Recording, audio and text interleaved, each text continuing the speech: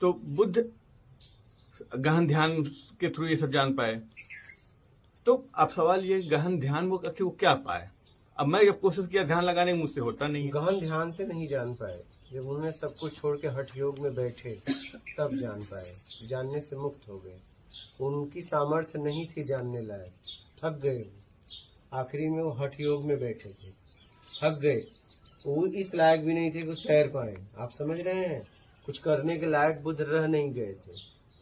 बुद्ध ध्यान से नहीं जान पाए, जानने से मुक्त हो गए, थक गए। जितना प्रयास था, प्रयास कर करके उन्हें एक ही बात समझ में आया कि अब मैं नहीं जान सकता, क्या मेरी सामर्थ्य नहीं है।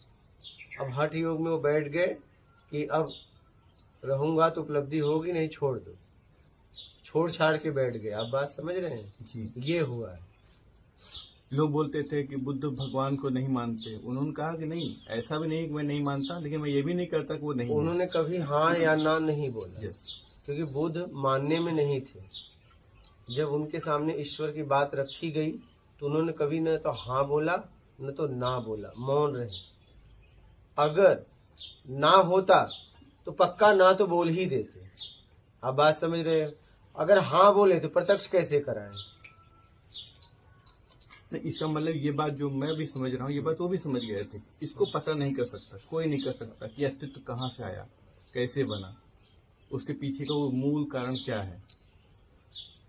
तो उन्होंने मन के लेवल पे जितना उन्होंने जाना समझा कि हम अपनी जिंदगी में कैसे बदलाव ला सकते हैं, उन्होंने उस पर काम करना शुरू किया। और वही उन्होंने बताया कि जो चीज वहां तक जाना इतना आसान नहीं है, या पता नहीं, वो तो सीक्रेट है अभी भी, वो तो मन में बना ही रहता है। बट मेरा सवाल वही है कि ठीक है, मैंने अपने, अब जैसे आज मैं जानूं तो आज मैं क्रोध नहीं करता मैं। अब मैं जैसे वो आपकी जितनी बातें मैं सुनता हूँ, मैंने देखा है, अब मैं किसी से एक्सपेक्टेशन अपना नहीं करता, ना ही मैं किसी को कहता हूँ तुम ऐसा चेंजेस करो। न अपने बेबी को, न अपने बच्चे को, न अपने मम्मी को, न पापा को, किसी को कुछ नहीं बोलता। लेकिन वो भी समझ गए हैं कि अभी जहाँ, जैसे मैं यहाँ आया तो आया, कोई पूछा भी नहीं कहाँ जा रहे हो, समझ गया कि अब ये जिस रास्ते पर निकल चुका है। क्योंकि आज मैं करीब 38 ईयर्स का हूँ और बहुत पैसा कमाया, सॉफ्टवेयर इंजीनियरिंग का काम किया, फिर डेवलपमेंट में गया, फिर टीचिंग का किया, लेकिन अंत में आज मेरी सिचुएशन ऐसी है, अब मैं कुछ सीख नहीं पा रहा हूँ। क्योंकि आईटी का फील्ड ऐसा है ना, लगातार अब एआई का जमाना है, सब कुछ है, नई नई टेक्नोलॉजी इवोल्यूशन हो रहा है, सीखना है, अपग्रेड करना है ना, तभी हम करंट मार्केट साथ। बट अब सिचुएशन ऐसी है कि हो ही नहीं पाता।